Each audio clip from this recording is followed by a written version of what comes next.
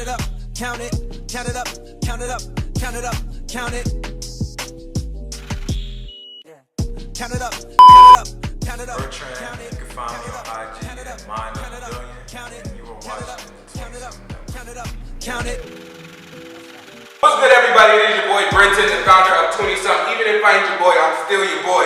And today we got the one, the only, the legend, Cam Bertrand. What's good, bro? Yo, community activist, right? Graduate of Christopher Newport University. Director of Boys and Girls Club. Right? I got that right? A qualified mental health professional. Okay? Served in the Army for 4 years. 4 years. Pre-law. Paralegal. Wow, you can't tell me that my brother's not out here leading. You can't tell me that. And so, one of the things that I really appreciate about you and what you have going on is that, like I said, you are empowered and you're using your influence to make the world a better place. And so a lot of people think that, like you just do this for your job, right? You're out in the community, but I always say who you are and that compassion that you have is birthed by you birthed by you having to earn it. How did you earn, your willingness to serve other people and to serve the community that you're in? Man, well, honestly, a lot of the things that happened and transpired in my life growing up, I don't think it was necessary for me to kind of go the other route. Like, I see a lot of people right now that are faced with circumstances where I understand what's right in your face and what you feel like you're obligated to do to get to the point you're trying to get to. A lot of times, people, like I say all the time, society expects us to be successful. Right. They expect you to be able to provide for your family, put a roof over their head, put clothes on their back, put food on the table. A lot of people in at-risk communities and low-income neighborhoods, they're not being given the same opportunities as others, and they're seeing people in neighborhoods that are doing those things. Yeah. They're providing for their families, they're doing everything that's necessary, but they're doing it by illegal means. Right. So it's like, at that point, how can you tell that person that they're wrong without showing them something different? It has to be able to overpower what it is that they're seeing day after day after day.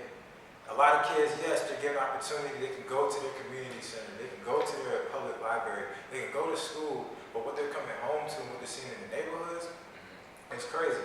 So here I am, given an opportunity to go into these neighborhoods. I leave corporate meetings or leave a business meeting, and I'm dressed like this. Yeah. And you go into a neighborhood and you got a kid that asks me, bro, I promise you, I have love for every type of species on this planet. I love people to death. I need people to know that. Yeah. But it was crazy to me that I had a young person ask me why I was dressed up. I'm like, what you mean? Like, what's up, Mr. Cam? Like, you coming from a funeral? Like, you going to church? Wow. Like, no, bro, it's a Thursday. Like, what? Yeah. And it was a school day, bro.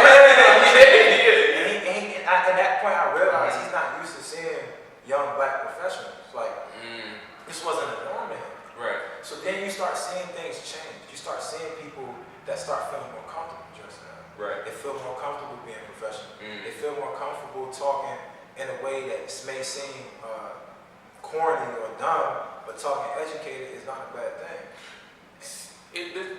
Go ahead, I'm sorry. Nah, you good. I mean, it's one of those things. I know it's a point we're going to build on, but it just comes down to, long story short, being able to show people and being the change that you actually want to see. Absolutely. I can't sit up here and expect things to get better, expect my life to get better, expect this world to be safer if I'm not taking part in that. Real. I can sit back and watch all day, but I'll be just like the next person. Real. Twitter fingers. That's real. That's real. It ain't making it. It's not working. So at this point, it's like, what's worse? I can't go through anything worse than what I already went through. Almost losing my life after I got shot. By 1 millimeter, by something thinner than this. That bullet had went 1 millimeter to the left. We would have never had this conversation. So, question. We're going to get to that next, which is going to be a good piece of this conversation. Because, y'all, when I'm telling you, like, the man is a legend. Y'all better know him. Y'all better know him. So, what has been the most, side note, me and Cam are from the same city, the same high school. So, Chesapeake in the building. So being where you come from, right, and going where you are, going to where you're going, and surpassing all that you've surpassed, what has been the most rewarding part of this journey for you? Being accepted by the 757. Okay. Like, I don't think people realize how different 757 is, especially people that have been here their whole lives. Right. Like, they think that I think the whole world is like this. The 757 is very different, and it's a hard place to come from. Like, you got a lot of things that you see on a daily basis, and a lot of things that could really, really, really take a toll on your life. There's a lot of people that we went to school with that aren't even here today. Right. So I think for me, like, I didn't move here until the 8th grade. There's people that have been here their whole lives that are now reaching out to me, trying to give back to their neighborhoods and to their communities. And I'm like, yo, like, I'm trying to, you know what I'm saying? I'm just trying to get to where you at, because people have a staple in this neighborhood, like, people actually know you. I had to do a lot of work, and I'm still doing it every day to show people, like, I'm not just a face, I'm not just a brand, like, I actually want to see people better off. Right, which also brings me to my, and sorry to interject, and so you were shot. When was that? What? November 7th, 2015. November 7th, 2015, right? And so a lot of people probably think that, you and what really spoke to me most about this is that you were doing it all the right way. You were doing everything the right way, right? In that situation? Not even in that situation, but in a holistic way, right? Like, you went away to school, you went in the military, you got your college degree, you were actively pursuing a purpose. And to have that happen to you right in the middle of your journey, what kind of mental change did that do to you? Man, it made me grow up, like, really, really fast. Really fast. Like, the concept of your life flashing before your eyes is not some cartoon fictional thing. Like, it's real. Right. So being on that ground, laying in your own blood, and realizing, wow, like, I really could not make it out of this. So you look back, and it's not even, it's the thing where you look back on everything that you've done wrong to make you feel like I brought this upon myself. Like, that was the worst part to me, and that was something that when I made it out of that, anointed, like, hold on, like, why me? Like, what made me different from every other person that I know that got killed? Every other person that I've seen go through the same situation, didn't make it out. What made me different? Because I tell people all the time, and it's one of those things where everybody wants to go to heaven, but nobody wants to die. Right. So at that point, going to heaven is a privilege. And the fact that I was still on this earth, that means that I was left here for a reason to do more.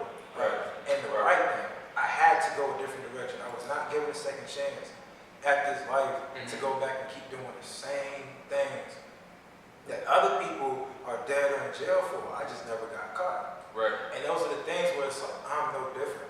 Yeah. Stop. You know what I'm saying? You was given a second chance to do what you do. That's crazy. Yes, I went to school. Yes, I was in the military. Yes, I did a lot of things to try to make sure that I was in a better position. Right. I was doing those things because I knew in the back end I needed to do better as a person, as a whole. And sometimes I think we get comfortable. Like, all right, I got tomorrow. I could do this tomorrow. I could fix this tomorrow. I could change this tomorrow. And then when I realized that, hey, Mike, you make a decision. You make a lot of promises, bro, laying on that ground. You feel me? And it's something that it's surreal, and I won't get into it right now. But it's spiritual.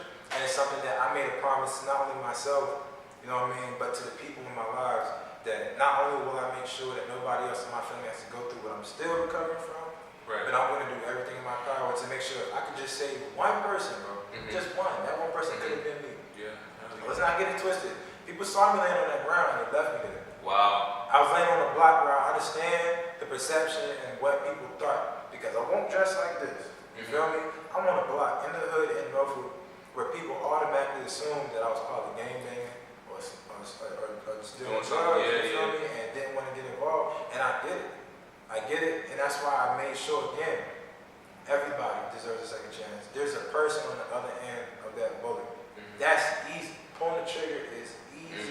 Anybody can do it. Waking up every day, dealing with what I went through, and still doing the right thing, that's the hardest thing I've ever done in my life. Right. So, which brings me to one of my next points. So, And for me, even from the outside looking in, it's bigger than you doing things the right way, getting shot, and still being who you are, right? Because that's what you're supposed to do. You're doing what you're supposed to do, right?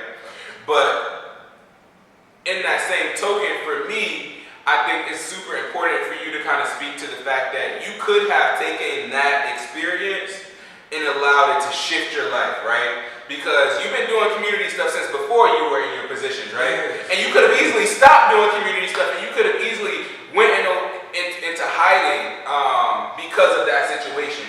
What do you say to the person that maybe not has gotten shot, but has gotten knocked down on their ass, and it's like, you're not alone.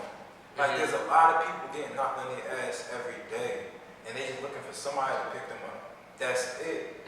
You get knocked on your ass. You could be that person to pick up the next person. Now it's two people standing instead of two people on their ass. And that's the part that people don't realize. We're so much stronger. Stop trying to save a whole group of people and forget about the one person. That's the part where I think people want to be able to help and they get intimidated by what, because it's crazy. I'm not gonna lie, like I understand the fight that we fight right now.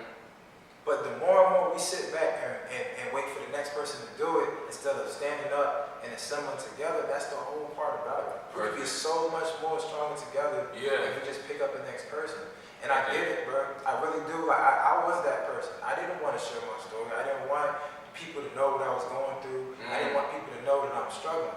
You know what I'm saying? But I find strength in the fact that the more that I do share and the more that people do reach out, it takes away the pain that I still have in my heart. The day that those 4 people saw me laying on that ground and left me, I lost faith in people as a whole. And so because you lost faith in people and you realize that there's something more, tell me really quickly how your mindset shifted. I believe for the better. It shifted for the better because the minute that I started changing my train of thought and stopped being in a negative mindset, the more I started to perceive things as a positive, the more my body started to recover. The more my energy started to live, the more people started gravitating towards me. Right. And I realized that the more, what I put out is what I'm going to receive. I was put in this position for a reason because I find it hard to believe, and I know it's hard. Like a lot of people aren't built for what I'm going through right now. Really? God put me through this for a reason because I was strong enough to handle it, and I'm taking this one. I'm taking this one for everyone around me so they don't have to. Yo, that's so real. That's so real. That's so real. And so, yo, I'm extremely proud of you and where you're going. Nah. Don't make this about me, bro. Don't make this about me. Don't make this about me. And so, one time for the people in the back, where can they find you at? Instagram, Mind of a Billion. Okay. Facebook, Cameron Bertrands. Okay. I will have a website launching soon for what is going to be a community outreach type business that I'm starting. So I will keep those things posted on social media. All right. Well, one time for the Cameron Bertrands, we thank you. Count it up, count it up.